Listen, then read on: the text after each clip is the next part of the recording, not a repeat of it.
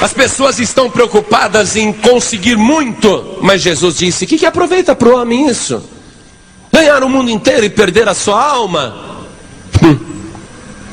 Eu quero te contar uma ilustração. O homem lavrador trabalhava a terra, mas ele não era proprietário não, ele era meeiro. Sabe o que é um meeiro? Ele plantava em meação. Então o dono da terra emprestava o campo, então o lavrador entrava com a semente e com o trabalho, e na época da colheita divide o lucro, divide a safra, entendeu? Ele trabalhava assim, de meeiro. E ele foi juntando dinheiro, porque o seu sonho era adquirir terra. Ele dizia: eu quero possuir terra. Mas ele não juntava dinheiro suficiente para poder comprar uma boa terra. Então, um dia ele estava conversando com um amigo dentro da sua casinha simples, uma casinha feita de barro batido, e ele estava sentado à mesa, a esposa servindo um cafezinho, e ele comentou com o amigo: se um homem puder possuir toda a terra que deseja, ele não terá medo nem do diabo. E o diabo estava escondido atrás do fogão e escutou a conversa. E o diabo falou: é assim que ele pensa? Pois eu vou dar toda a terra que ele deseja e ele será meu. Uma semana depois, parou um viajante na porta daquela casinha, num horário em que o lavrador estava lá dentro, e ele bateu palmas e pediu água. E pediu se poderia descansar um pouquinho ali, enquanto o seu animal também descansava, e enquanto ele dava um pouco de ração para o seu cavalo. E o lavrador disse: pois não, entre. E recebeu ele dentro de casa, e o homem se sentou, e ele perguntou para o viajante: de onde que o senhor está vindo? E o viajante respondeu: de rodear a terra e passear por ela. A pessoa que conhece a palavra de Deus já leu isso na Bíblia, não é? Agora, esse lavrador não conhecia a palavra de Deus. Quem que não conhece essa palavra na Bíblia Sagrada? Quem não conhece? Pode levantar a mão, que eu quero te explicar. Está escrito no livro de Jó que um dia o próprio Deus perguntou para Satanás: de onde você vem? E Satanás respondeu: de rodear a terra e passear por ela.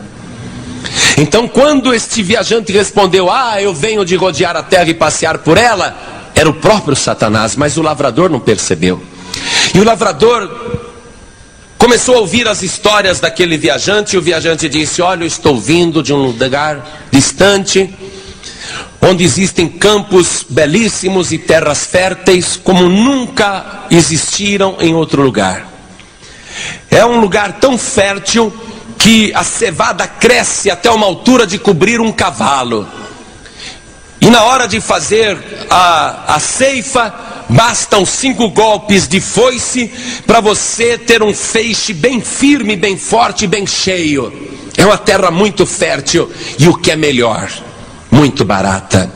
Porque os donos daquela terra, eles são nômades, eles moram em tendas, vivem fazendo festas, cantarolando, dançando.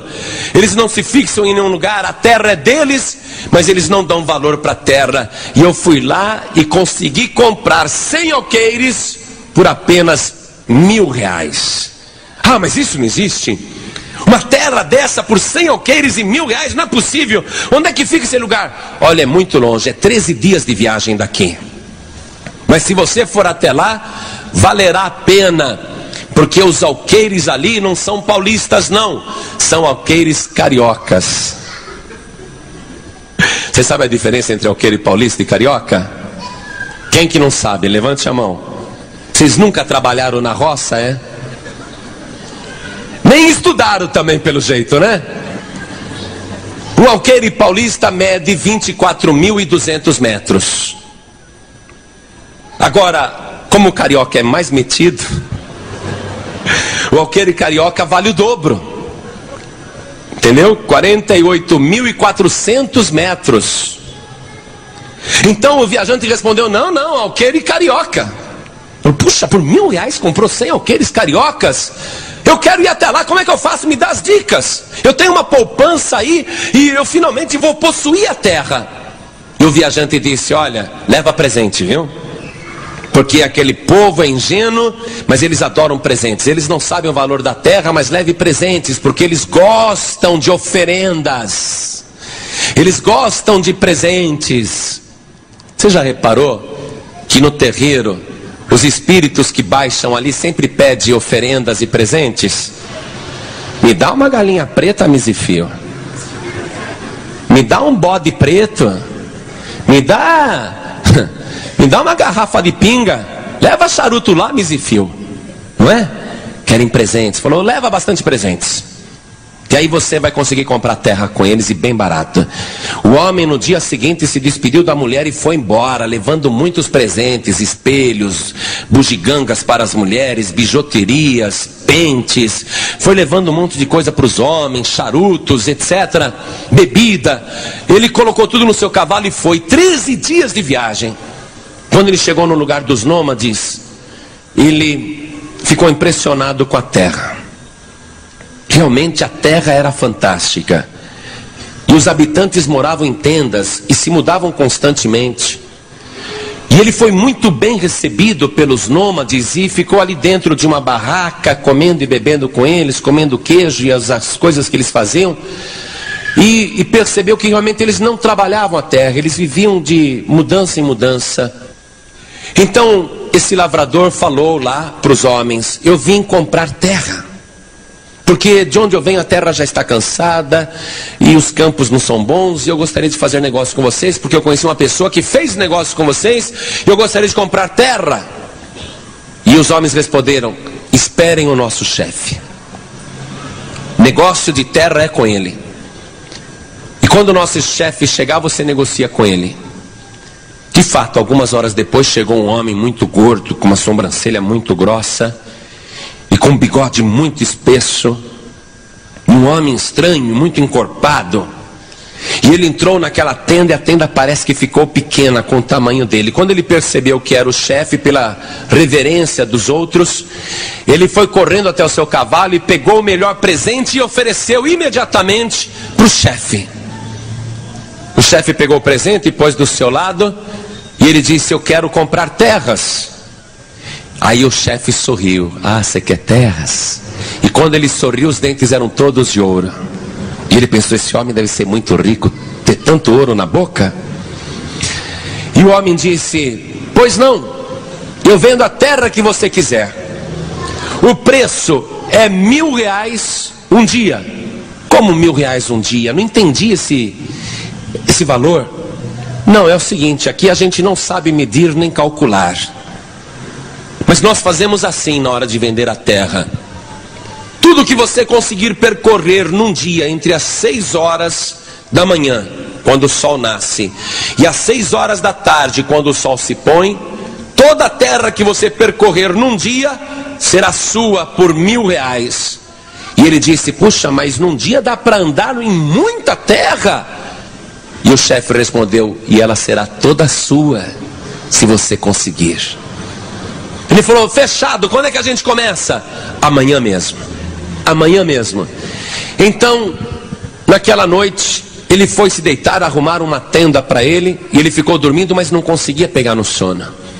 Sabe quando a mente da pessoa fica fervendo, fazendo planos, e o cérebro não consegue desligar? Ele ficou pensando, puxa, mas eu vou correr bastante, cada passo que eu der é 1 metro de terra, eu vou dar muitos passos, eu vou correr muito, finalmente eu vou possuir toda a terra que eu desejo, toda a terra será minha. Eu vou correr bastante, e depois que eu tiver a terra que eu desejo, aí eu vou também fazer como fazem os proprietários lá naquela região que eu morava. Eu vou também ceder para meeiros, eu vou ter lucro sem trabalhar, eu vou colocar gente arando a terra, eu vou ficar muito rico, eu vou comprar 2 juntas de bois, eu vou contratar 2 empregados para juntas de bois. E ele ficou a noite inteira só pensando e não pegava no sono. Os miolos fervendo, o cérebro agitado, empolgado. Ah, se eu pudesse eu começaria a correr agora, mas tenho que esperar até as 6 horas da manhã, e esse dia não amanhece nunca. E ele ficou acordado, mas pelo cansaço ele pegou no sono, lá pelas 4 da madrugada, pegou no sono, e ele sonhou. Ele sonhou que ele estava deitado na tenda e acordou com uma gargalhada tenebrosa. E ele olhou através da lona da tenda e ele viu um homem do outro lado, gargalhando muito e segurando a sua enorme barriga. E ele saiu da tenda e viu aquele homem rindo demais, ao lado de um homem morto que estava descalço e sem camisa. E ele ria.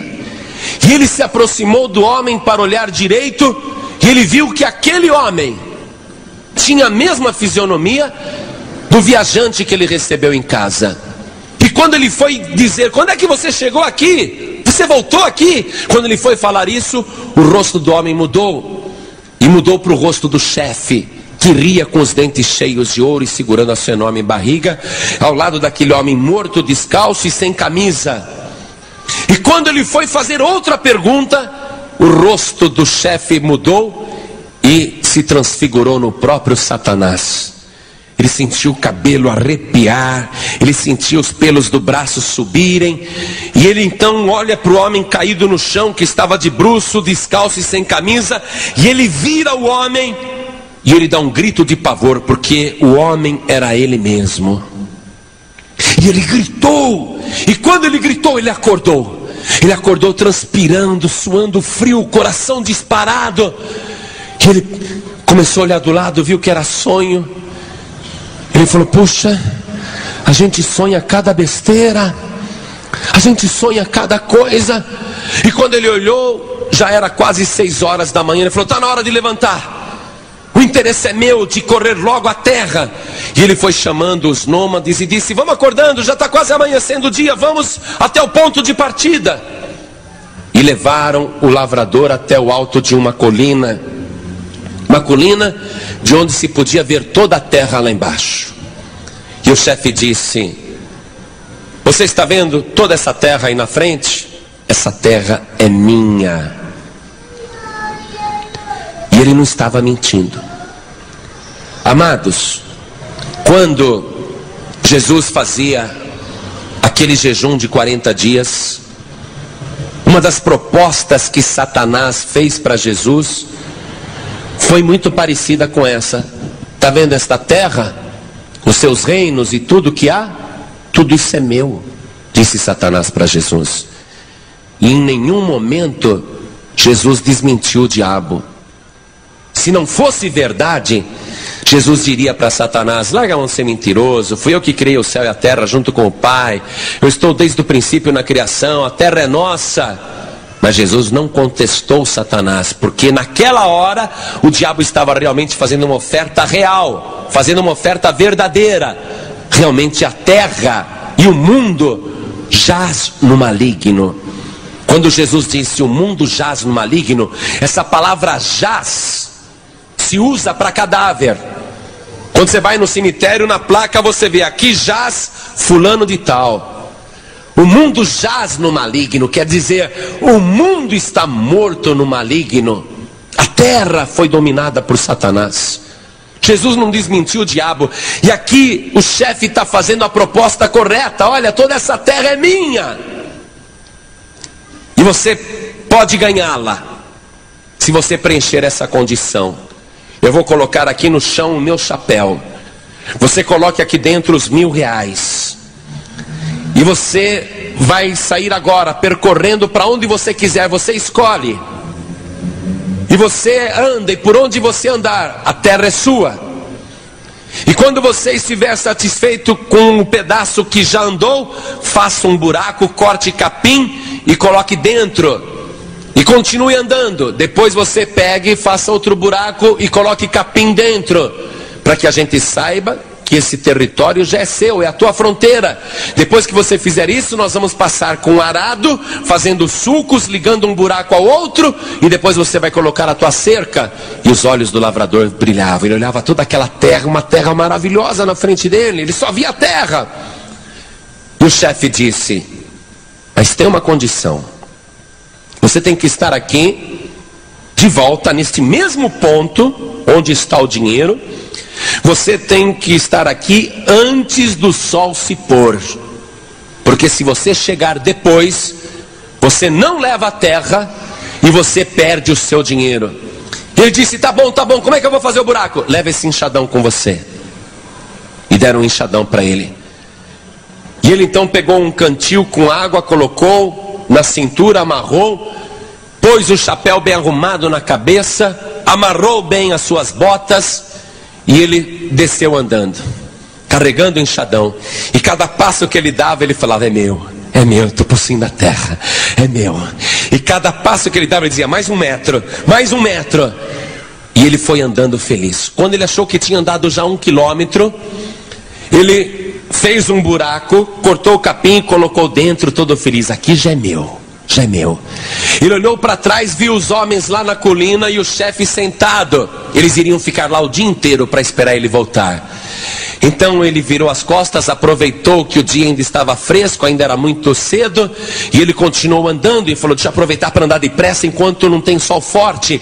E ele foi correndo, e depois de mais 1 quilômetro, fez outro buraco, colocou o capim dentro, olhou para trás, e os homens continuavam lá na colina e o chefe também. E o sol foi se levantando e ele foi correndo. Quando deu meio-dia, ele já estava suando em bica. Ele falou, puxa, será que eu já devo voltar? Já é meio-dia, está começando a me dar fome, mas eu não posso perder tempo comendo. O que é um dia de jejum? O que é um dia sem comer? Baseado depois no grande lucro que eu vou ter, em tudo que eu vou colher desta terra, não faz mal eu passar fome um pouco. E ele continuou andando e fazendo buraco e olhando para trás. Quando ele pensou, agora eu vou voltar, senão não vai dar tempo. Quando ele pensou isso, ele olhou para frente e ele viu um vale extraordinário, plano. Ele falou, puxa, aqui vai ser bom para o gado pastar, esse vale tem que ser meu. E ele foi circulando o vale, fazendo buraco, circulando o vale, e o sol passando, e a fome aumentando, e a sede. Ele bebia água, mas ele entendeu que precisava comer, porque senão não teria forças para voltar. E quando ele foi se sentar para comer, ele falou, para que eu vou sentar e comer?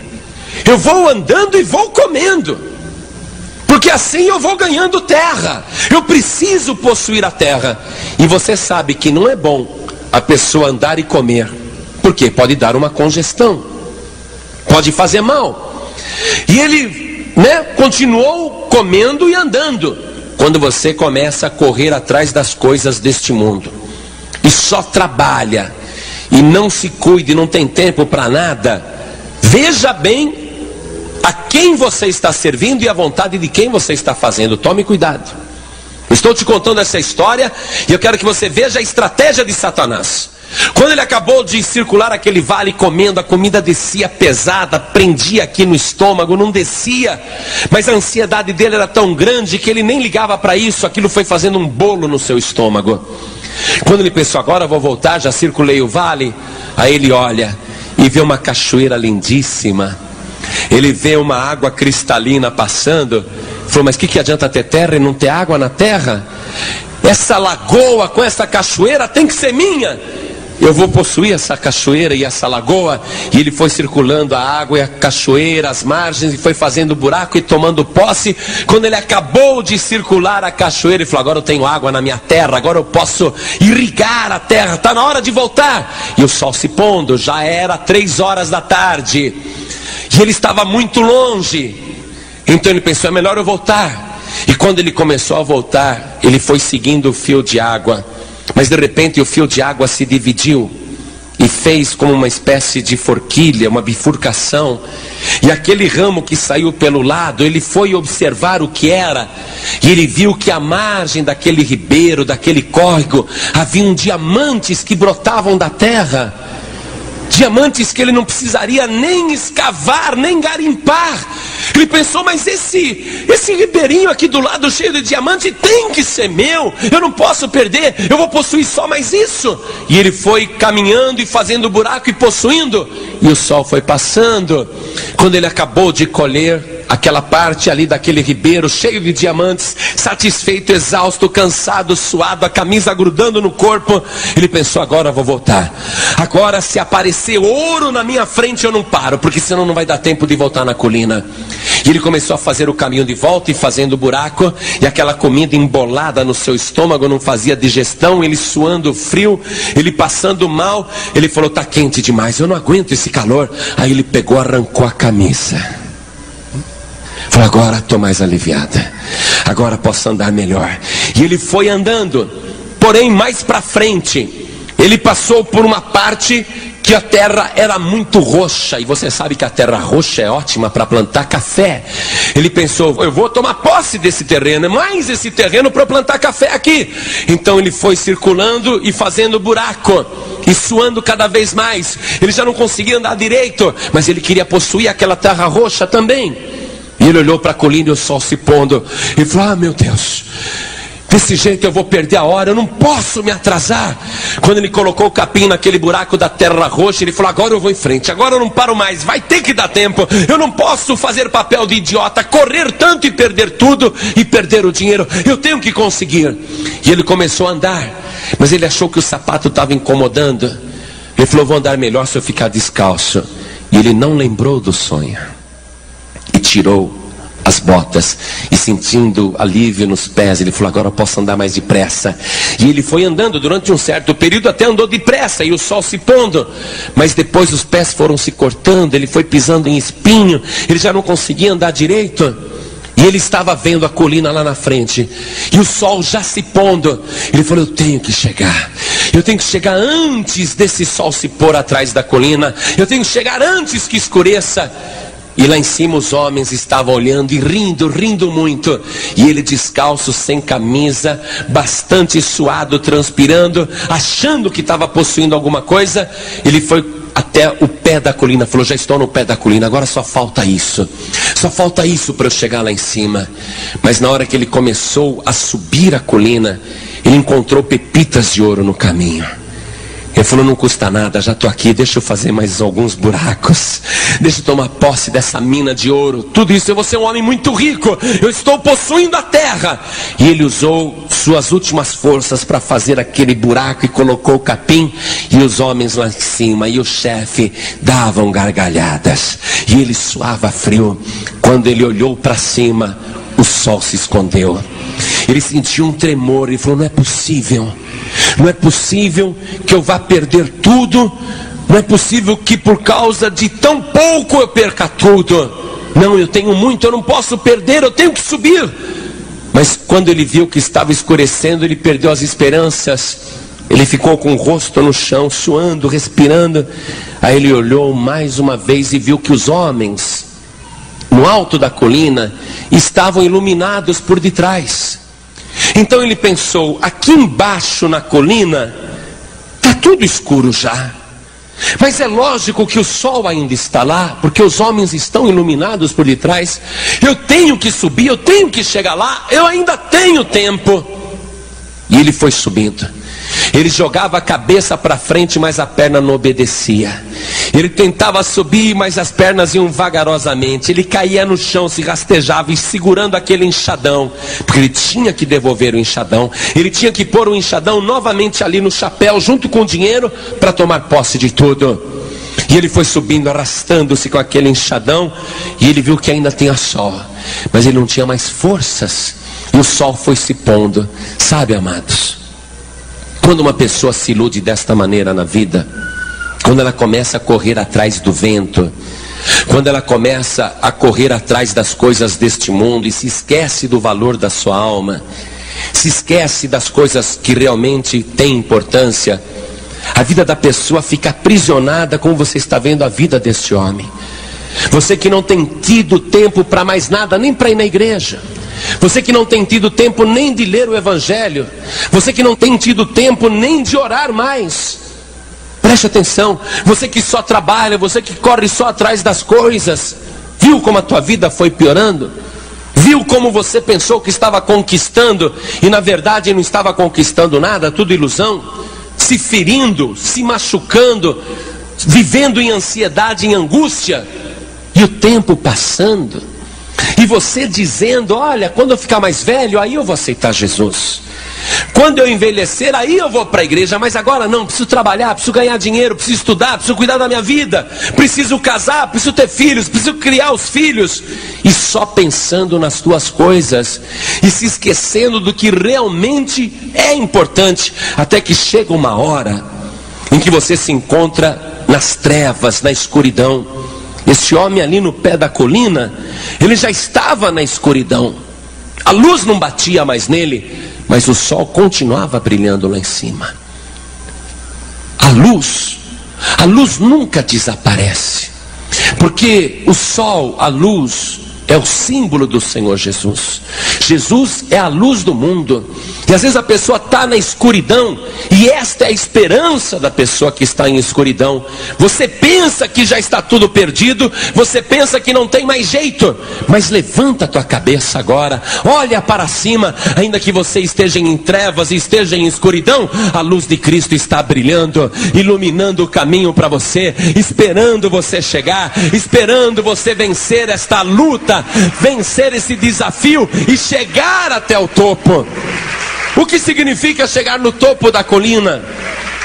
O Senhor Jesus, ele fez uma obra no topo da colina. Foi no topo de uma colina com formato de caveira, com o significado da morte. Foi ali no topo daquela colina que a cruz do Senhor Jesus foi colocada. E o diabo não quer que você consiga chegar de volta no topo da colina, porque enquanto você saiu para o mundo, a cruz foi levantada no topo da colina. Então agora você vê, tem luz e tem a cruz de Cristo no topo da colina, mas o diabo não quer que você chegue. O diabo está colocando um monte de tentações no teu caminho, um monte de obstáculos, seduções, para você se desviar, para que você não venha, para que você não consiga subir. O diabo, ele é tão atrevido que ele se coloca no caminho para impedir que você consiga. O diabo é tão atrevido que mesmo quando Jesus estava ali no alto da colina, crucificado, o diabo usou primeiro a população que passava para blasfemar dele, para dizer: se tu és o filho de Deus, desce daí. Depois o diabo usou os religiosos. O diabo se põe na frente mesmo, e os religiosos diziam: se tu és o Cristo, desce daí. E o diabo teve o atrevimento de usar a boca de um dos ladrões que estavam sendo crucificados ao seu lado. O diabo ali pertinho do ouvido de Jesus usou a boca de um homem ímpio para dizer: se tu és o Cristo, salva-te a ti mesmo e salva a nós também. O diabo, ele se põe na colina para impedir que você venha. Só que a pessoa fica numa escuridão tão grande que ela não consegue mais enxergar isso. Eu me lembro que uma vez eu estava pregando na Avenida Rio Branco, lá no centro da cidade. E você sabe, agora melhorou muito a Avenida Rio Branco, mas naquela época era muito boca quente, era um negócio altamente perigoso. Hoje todos os lojistas e pessoas que moram na Avenida Rio Branco agradecem pela Paz e Vida ter um dia chegado ali, porque o quarteirão e os outros quarteirões melhoraram muito. Mas quando nós estávamos lá, era um local extremamente perigoso, altamente tenebroso. E nós estávamos fazendo a reunião à tarde, e um moço que contrabandeava drogas, que vinha da Colômbia, servia de mula, ele trazia carga, ele trabalhava para os traficantes. Esse moço estava voltando de uma viagem, trazendo 1,5 kg de cocaína e uma pistola 7,65 na cintura por debaixo da camisa. E ele não apenas era traficante, ele era usuário de drogas. Nós ficamos sabendo que ele era tão dependente das drogas, ele foi tão seduzido pelas coisas do mundo, pelo dinheiro fácil do mundo, que ele se tornou usuário, mas aquele usuário final, que não tem mais condição e quer continuar usando a droga. Ele estava com a vida arruinada, destruída. O braço dele era tão furado que ele não tinha mais lugar para espetar, a veia não prestava mais. Então ele pegava essa veia aqui do pescoço e injetava a cocaína diretamente no pescoço. E ele criava gatos dentro de casa, porque o seu sangue já tinha se tornado tão ralo, tão apodrecido, que ele tirava sangue dos gatos, misturava com cocaína e injetava na própria veia do pescoço. Um moço totalmente destruído. E ele está vindo de uma viagem trazendo 1,5 kg de cocaína. Ele está totalmente preso nas mãos de Satanás. E ele está passando na Avenida Rio Branco. E ele está se aproximando do número 511. E quando ele passa aqui, era tarde, ele passa em frente à igreja, ele olha para frente. De repente tudo lá na frente ficou escuro. Ele olha para o lado direito, tudo está escuro.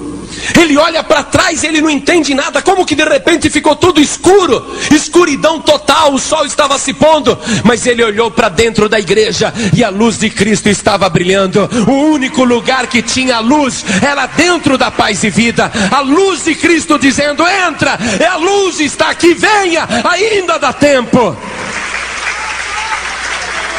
E com 1,5 kg de cocaína e mais um revólver na cintura, ele participou da reunião, ouviu a pregação do evangelho, recebeu oração de libertação, deu trabalho, era super endemoniado, possesso. Mas quando nós fizemos o apelo, quem quer aceitar Jesus como único Salvador, ele ergueu a mão, foi lá na frente, dobrou os joelhos e se rendeu aos pés do Senhor Jesus. Ele se entregou para Jesus Cristo. Sabe o que aconteceu com aquele traficante? Um milagre, uma explosão de poder dentro dele. Quando ele se levantou daquela oração, ele sentiu que ele era um novo homem. Ele não estava mais chapado, nem louco e nem dependente de nada. Ele não acreditou, ele nunca se sentiu tão bem em toda a sua vida. Ele falou: será? E ele saiu dali pensativo e foi até o encontro dos traficantes-chefe. Olha só que coincidência essa história com a dele. Ele foi ao encontro do chefe do tráfico, foi levar a mercadoria. Mas no meio do caminho ele foi pensando: eu não tenho mais vontade de fumar, eu não tenho mais vontade de usar drogas. O que será que aconteceu comigo? E quando ele chegou no escritório do chefe, ele pegou, colocou na mesa o pacote de 1,5 kg de cocaína, tirou a pistola da cintura e colocou também a pistola sobre a mesa, colocou as balas, colocou tudo ali. E quiseram pagá-lo. Ele falou: não quero esse dinheiro, eu só vim trazer essa cocaína porque ela não é minha, estou entregando essa arma porque não é minha, e não quero esse dinheiro, porque agora eu tenho algo muito mais valioso e muito mais importante. Eu tenho a luz do mundo, eu aceitei Jesus como Salvador. Os traficantes ficaram rindo dele. Então agora você é crente? Os traficantes ficaram zombando, dando risada, chamando ele de aleluia. Mas a verdade é que ele saiu daquele escritório do traficante-chefe. Ele saiu dali, não apenas ele foi liberto das drogas, não apenas foi liberto do cigarro, ele foi liberto do crime, foi liberto do pecado, foi liberto do diabo e foi salvo por Jesus Cristo. Ainda há esperança, a luz nunca se apaga, a luz sempre está brilhando. Só que esse homem aqui, ele está vendo a luz e ele quer atingir ali o pico da colina, mas ele não tem mais forças. Ele vai subindo com sacrifício, se rastejando, e ele vai ficando deslumbrado com as pedras preciosas que ele vê no caminho, esmeraldas, safiras. Ele vai se arrastando, colocando as unhas no chão, e quando ele coloca a mão, vai saindo pedra preciosa. Ele se detém e o sol está se pondo, mas o sol ainda não acabou. A luz ainda está lá, o sol não se pôs. Quando faltava menos de 2 metros, ele se levanta cambaleante, ele já não tinha mais noção de onde estava. Você já viu esses maratonistas? Você já viu uma corrida de maratonistas? O cara corre 32 quilômetros, na linha de chegada, falta pouco para a pessoa chegar, ela não sabe em que direção que fica a linha de chegada, ela está passada, sabe? Falta oxigênio no cérebro, a pessoa está desidratada, perde muita água. Esse homem estava desse jeito, ele estava chegando no alto da colina, e ele olha então, e ele vê aquele chefe rindo muito e segurando a barriga. E quando ele olha para aquele homem, rindo, perto, ele não sabe direito se ele está sonhando ou se ele está vivo, ou se ele já morreu, se ele está acordado ou não. Mas ele lembra perfeitamente do sonho. Quando ele vê aquele homem rindo, segurando a barriga, mostrando os dentes de ouro, ele lembra do sonho. E ele olha para ele mesmo e vê que ele está sem camisa, ele vê que ele está descalço, ele vê direitinho o sonho na frente dele. E ele cai no chão segurando o enxadão e cai de bruço. E o chefe continua rindo. E quando viram aquele homem que queria possuir a terra, quando viram aquele homem de barriga para cima, estava saindo sangue pela boca. Não sei se o coração dele explodiu, não sei se foi o estômago que se rompeu, eu não sei o que aconteceu, se foi um infarte, mas ele estava pondo sangue pela boca e o olho já estava parado. O homem morreu. O homem morreu. Não levou nem a terra, nem o dinheiro, e nem a alma dele, nem a vida dele. Ele não possuiu nada. Aí o chefe mandou um dos seus criados pegarem um enxadão e fazer um buraco no chão para aquele homem.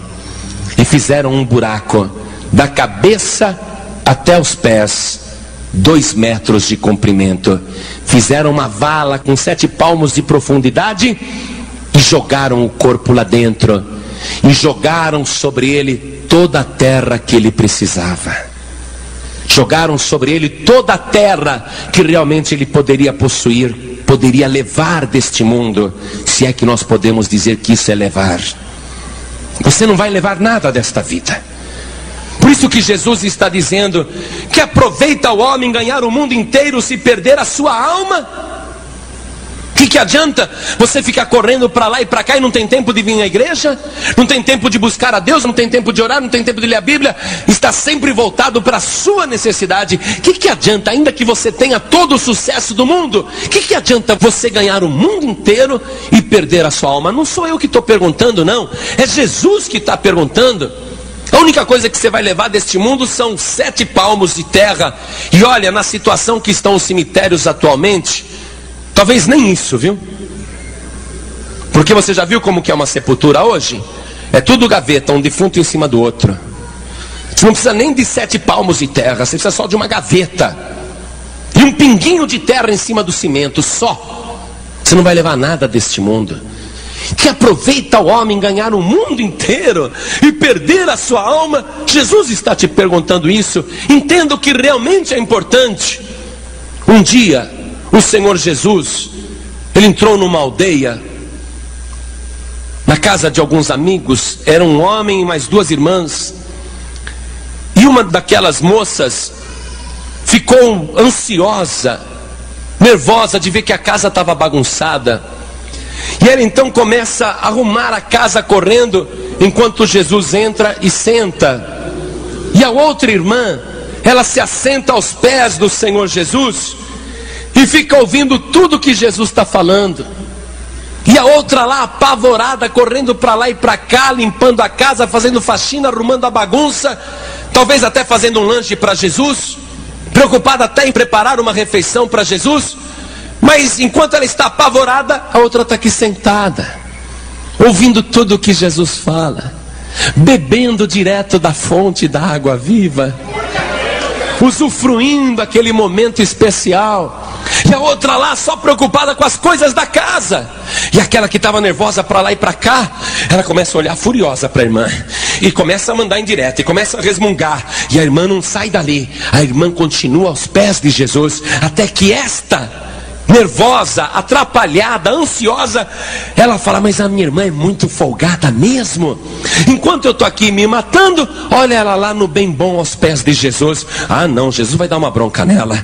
Ela fala para Jesus: Senhor, manda minha irmã me ajudar, manda essa folgada me ajudar.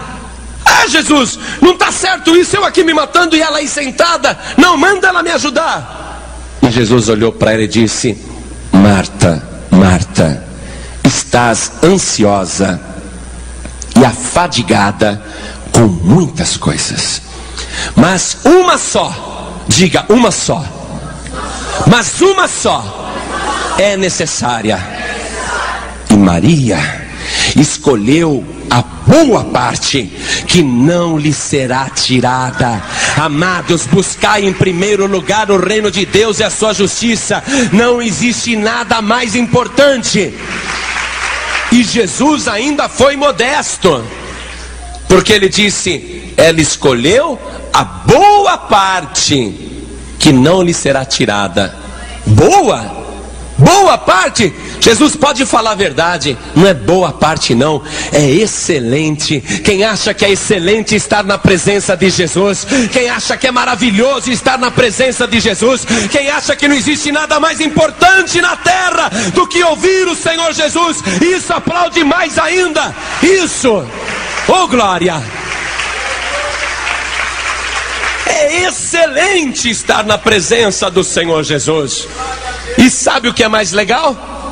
Quem escolhe a melhor parte, nunca, nunca, nunca, ninguém poderá lhe tirar. Escolheu a melhor parte que não lhe será tirada. Eu quero te garantir isso em cima da palavra do Senhor Jesus. Busque o reino de Deus, esteja na casa de Deus. Você vai conquistar primeiro o mais importante, as outras coisas serão acrescentadas. Continua na presença de Deus, e nem o diabo, nem a morte, nem a vida, nem a peste, nem a espada, nem a fome, nem a perseguição, nada vai te separar do amor de Deus que está detido em Cristo Jesus. De que adianta o homem ganhar o mundo inteiro e perder a sua alma? Não existe nada mais valioso.